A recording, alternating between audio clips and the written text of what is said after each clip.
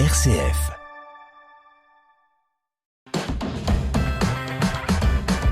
RCF. Vitamine C, Christopher Fausten.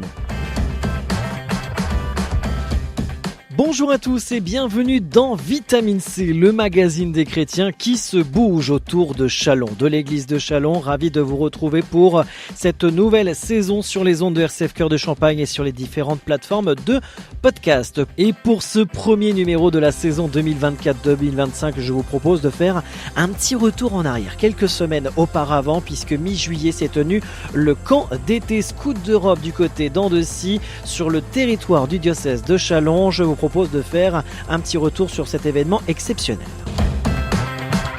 Vitamine C, RCF. Nous sommes le mercredi 17 juillet 2024. 145 jeunes venant de 8 villes en France participent au camp d'été à l'abbaye d'Andecy courant juillet. Pour nous en parler, Godefroy Hénon, maître de camp d'été à l'abbaye d'Andecy. Bonjour. Bonjour. Merci de prendre ces quelques minutes aujourd'hui sur RCF. Je disais 145 jeunes venant de toute la France, réunis au même endroit ici à l'abbaye. Avant de présenter ce camp d'été des Scouts d'Europe, parlez-nous justement des Scouts d'Europe. Alors, les Scouts d'Europe, c'est un mouvement de jeunesse catholique qui est non mixte. Donc nous, on n'a que des garçons et on a une tranche d'âge qui s'élève entre 12 et 17 ans. Et le but, c'est qu'ils sont divisés par patrouille. C'est des petits groupes de garçons entre 6 et 8 garçons.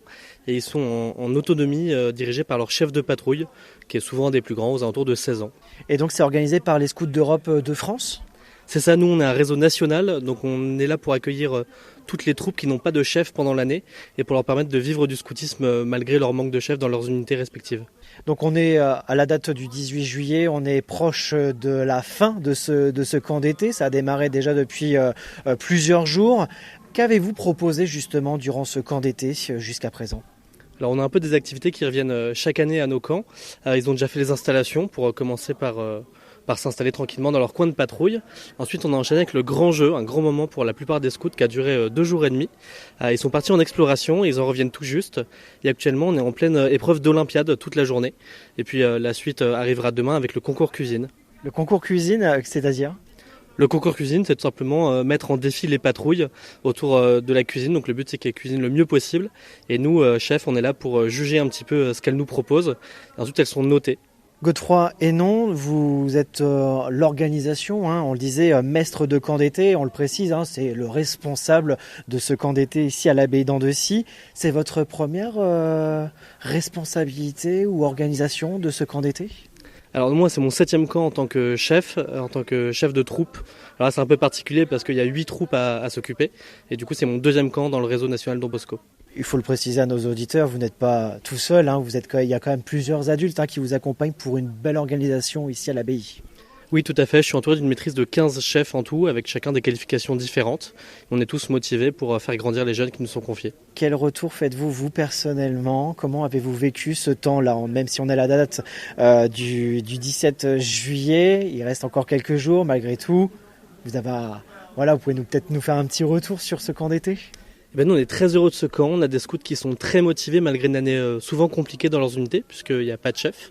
Et on a des scouts qui semblent heureux et dégourdis. Donc ça fait du bien de voir des jeunes qui se bougent et qui sont heureux d'être là. C'est des retours que vous avez obtenus justement de ces scouts ? Oui, tous les jours, on a un retour de la part des plus grands, des chefs de patrouille. Et dans l'ensemble, le retour est très positif. Donc pour nous aussi, c'est très positif. Godefroy, vous parliez de motivation de ces jeunes scouts. Et bien justement, c'est l'occasion aujourd'hui sur RCF d'avoir quelques témoignages de ceux qui participent à ce camp ici à l'abbaye d'Andecy. Bonjour Lubin. Bonjour. Bonjour Louis. Bonjour. Merci de prendre ces quelques minutes. Vous êtes essoufflés, là, vous êtes en plein exercice là ici dans ce camp scout. Lubin, racontez-nous un petit peu votre aventure depuis le début ici à l'abbaye d'Andecy. Le début, j'ai trouvé déjà super parce que on a pu faire de bonnes installations avec un incroyable terrain, un incroyable lieu qui nous a très gentiment accueillis. Donc c'est super. Louis, vous parliez justement là pour aider à la réponse, le côté lieu, un très beau lieu ici. Alors oui, effectivement, surtout on est vraiment contents parce que nous on est dans le sud, on est à Salon-de-Provence et nos chefs étaient militaires, du coup on n'avait pas de chef pour s'occuper d'un camp et de trouver un camp et on nous a gentiment accueillis au Don Bosco. Et donc on est vraiment content de partager avec différentes troupes qui viennent de partout dans la France. Donc en plus c'est un lieu magnifique qui peut tous nous accueillir. Ça c'est génial, la ville aussi. Les habitants sont géniaux, tant pour moi. Et on vient de faire une exploration. On a fait tous les villages autour et vraiment des accueils mais chaleureux, magnifiques. Et on voit, ce qui va un penchant pour moi, c'est qu'on voit moins ça dans le sud. Donc ça donnerait envie de revenir ici. C'est la première fois que j'entends que quelqu'un du sud trouve pas ce genre de lieu et on le retrouve dans le nord. Louis, je vous laisse prendre votre souffle. Lubin, racontez-nous un petit peu ce que vous avez fait depuis le début de ce camp ici à Andecy. Tout d'abord on est arrivé du coup en bus et on a tout de suite commencé les installations. Donc c'est en grosso modo faire sa maison en fait dans les bois, dans les arbres, une table, une tente surélevée, une table de prépa et un vaisselier, une table à feu, etc.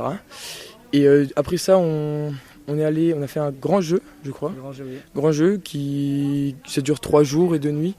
C'est 3 jours intenses physiquement où on fait beaucoup d'activités physiques, etc. C'est super bien, vraiment c'est super bien. Le côté dépassement de soi c'est incroyable je trouve. Ça forme beaucoup, et ça forge aussi. Et après, on est parti sur 3 jours d'explo. 2 jours d'explo. 2 jours et demi. 2 jours et demi d'exploration. On est allé un peu dans tous les villages, on a marché à peu près 50 km. Et le concept, c'est un peu de découvrir autour de nous, de comprendre ce que c'est les villages un peu perdus, de comprendre l'environnement. Et c'est génial pour découvrir des paysages. Donc on a un carnet de raid à rendre à la fin, un carnet d'explo. Et on doit faire plein de croquis, ce qui va encore améliorer nos talents de dessinateur. Bon, on n'en a pas trop, mais on se débrouille. Il y a plein de techniques à faire pour en fait exprimer comment on a ressenti cette exploration et expliquer qu'on n'a pas juste fait que marcher et qu'on a compris le sens même de parler aux gens, de comprendre ce qui nous entoure réellement. Alors, sans indiscrétion, Louis, Lubin, je peux vous demander votre âge. Lubin. Moi j'ai 17 ans. Louis. Et moi aussi j'ai 17 ans. 17 ans, ça fait déjà plusieurs années que vous participez à ce camp scout. Et d'ailleurs, vous m'avez dit, avant de vous interroger, que c'était votre dernière année. Exact. Vous le disiez il y a quelques instants, le côté connaissance, apprendre ce qui nous entoure, etc. Est-ce que c'est vraiment le mot d'ordre justement pour participer à ce camp scout ? Ouais, je trouve, parce que c'est vraiment l'endroit, pour moi en tout cas, c'est vraiment l'endroit où je pense que j'ai appris le plus de choses de la vie en fait. Vraiment, c'est apprendre à se débrouiller seul, vivre ensemble aussi, c'est important. Je sais pas. Ouais, Louis, vous disiez le vivre ensemble. Hein. Ouais, le vivre ensemble. En fait, mine de rien, on est 150 patrouillards. 150 personnes qui viennent des 4 coins de la France juste pour partager des émotions ensemble. Même on a des chefs qui donnent en bénévolat leur temps sur leurs vacances pour nous faire des activités comme ça. Moi je trouve ça vraiment bien. Bien sûr, il y a des personnes, on est un peu moins amis, mais il y a certaines personnes où on crée vraiment des relations qu'on va suivre après le camp. Par exemple, nous, on s'est créé un lien avec Orléans, donc c'est vraiment de l'autre côté du sud. Et pourtant, on s'entend vachement bien et c'est là qu'on comprend que c'est un peu... les scouts, ça a réuni énormément de personnes. Merci en tout cas à vous deux, Louis et Lubin, d'avoir pris ces quelques minutes aujourd'hui pour témoigner à nos auditeurs sur RCF. Godefroy Hénon, je rappelle, maître de camp d'été à l'abbaye d'Andecy. On vient d'écouter ces 2 témoignages, des témoignages, on peut le dire, très forts et émouvants. J'imagine que pour vous, en tant que responsable justement de ce camp, c'est très touchant d'entendre ce genre de retour. Oui, pour nous, c'est notre plus grande récompense, d'entendre ce genre de retour. J'espère pas les seuls en tout cas qui ont ce genre de retour-là.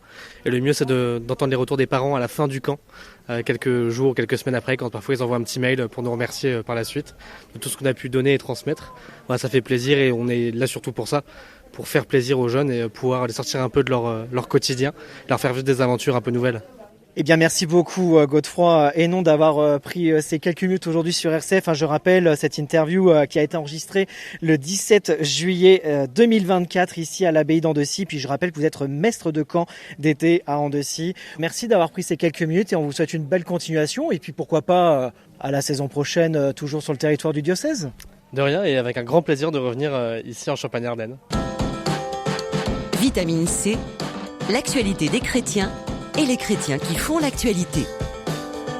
Avant de clôturer ce premier magazine de la saison, Vitamine C sur les ondes de RCF Cœur de Champagne, un point sur l'agenda du diocèse, l'agenda près de chez vous. Que se passe-t-il ce week-end ? Eh bien, on va prendre l'exemple du côté de Châlons-Champagne, puisqu'à la paroisse Sainte-Thérèse, ce dimanche, se tiendra la grande journée de rentrée, messe avec bénédiction des serviteurs, des cartables et de tous les outils de travail pour cette année scolaire 2024-2025, avec plein de petites choses sympathiques qui vont accompagner cette cérémonie, notamment le pot fraternel, la présentation des services de la paroisse, un repas tiré du sac, un après-midi festif et même un temps de louange et de vêpres au programme de cette journée du dimanche 15 septembre du côté de la paroisse Saint-Étienne de Châlons en Champagne. Autre rendez-vous, c'est aussi le week-end de rentrée des scouts guides de France, groupe de Châlons en Champagne. Ce week-end de rentrée qui se tient tout au long du week-end du 14 et 15 septembre à Collune. N'hésitez pas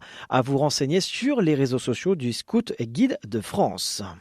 À l'occasion des Journées européennes du patrimoine, l'abbaye d'Andecy ouvre ses portes pour 2 jours d'événements culturels et historiques les 21 et 22 septembre prochains. Cet événement unique est une opportunité pour les habitants de la Marne de découvrir la richesse de leur patrimoine local. La chapelle Saint-Roch, la crypte de l'église de Baye et le pigeonnier de l'abbaye seront notamment accessibles grâce à la collaboration de Marie-Thérèse Poilvert, spécialiste de l'histoire locale. La paroisse Saint-Charles-de-Foucauld propose tous les jours jusqu'au 28 septembre aux heures d'ouverture de la collégiale de Vitry-le-François une exposition de panneaux sur l'histoire de Saint-Charles-de-Foucauld, patron de la paroisse installée sur les grilles du chœur de l'église collégiale. Et on termine du côté de l'Épine, à la basilique de l'Épine, sur le rendez-vous du 19 septembre à 14h, à l'écoute de la parole sur les psaumes et la prière de l'église, lecture guidée de la Bible en petits groupes sur les psaumes au fil de l'année, un jeudi par mois, ce sera de 14h à 15h30 à la salle de l'hôtellerie. Les prochaines dates après le 19 septembre, ce sera le 31 octobre, 21 novembre et 12 décembre. C'est ainsi que nous clôturons ce magazine Vitamine C. Merci de nous avoir suivis, de votre fidélité. Vitamine C à retrouver tout au long de cette saison 2024-2025, les vendredis à 13h15 et 19h15 et les dimanches à 9h30, sans oublier en podcast sur notre site rcf.fr et les différentes plateformes de podcast. Très bonne fin de semaine à tous. Vitamine C, RCF.